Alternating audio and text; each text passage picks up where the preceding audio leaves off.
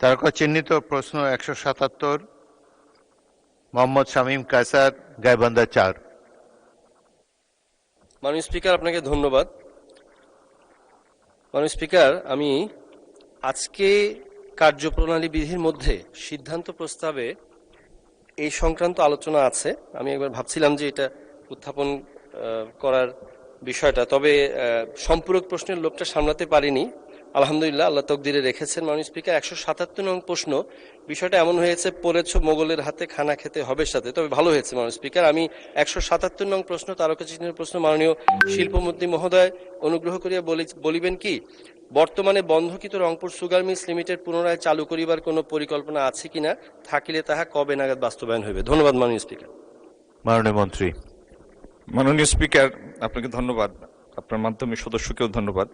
তারকা চিহ্নিত প্রশ্ন 177-এর উত্তর হচ্ছে যে রংপুর সুগার মিলস পুনরায় চালুর পরিকল্পনা আছে, কিন্তু এটি অর্জন করাটা অনেক কঠিন।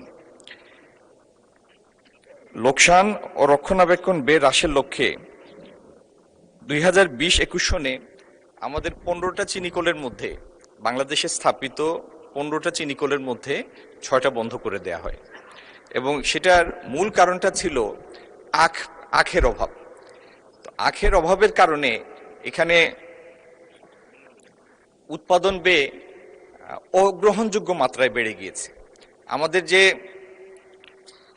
চালু মিলগুলি আছে সেখানে উৎপাদন ব্যয় পড়ে প্রায় 260 টাকার মতো প্রতি কেজি।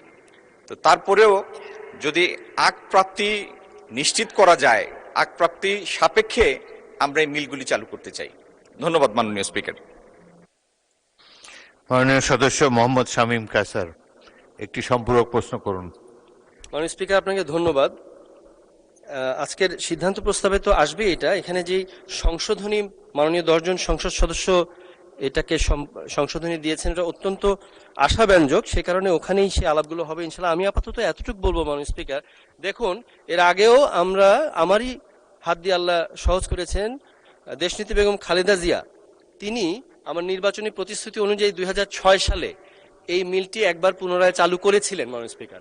পরবর্তীতে প্রশ্ন করুন মাননীয় সদস্য, প্রশ্নটা কি? প্রশ্ন করুন, প্রশ্ন করুন। জি মাননীয় স্পিকার, ওই প্রশ্নটাই জাস্ট 2 সেকেন্ড মাননীয় স্পিকার। তো ঘটনা হয়েছে কি, ফ্যাসিস্ট আমলে তারা এটা আবার লস করে বন্ধ করেছে। তো আমি মাননীয় মন্ত্রী মহোদয়কে এটা অনুরোধ করব যে এরকম কি সুযোগ আছে যে আমাদেরকে একটু অ্যাকাউন্টেবল করুন। আমরা যেরকম উপজেলা প্রশাসনের ওখানে আমরা মুখ্য উপদেষ্টা আছি, তো এই ধরনের মিলগুলো আমরা চালু করব আর ভিতরের ব্যুরোক্রেসি বা অন্যান্য কোনো সমস্যার কারণে এটা বারবার বন্ধ হবে, এটা তো হয় না। যেমন ওই অ্যামেজিং স্পাইডারম্যানের পিটার পার্কার বলছে, with great power comes great responsibility.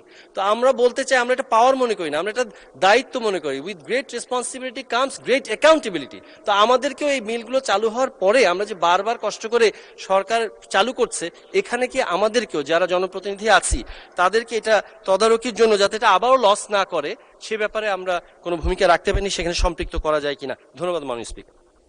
মাননীয় মন্ত্রী। মাননীয় স্পিকার, আপনার মাধ্যমে প্রশ্নকর্তা সদস্যকে ধন্যবাদ।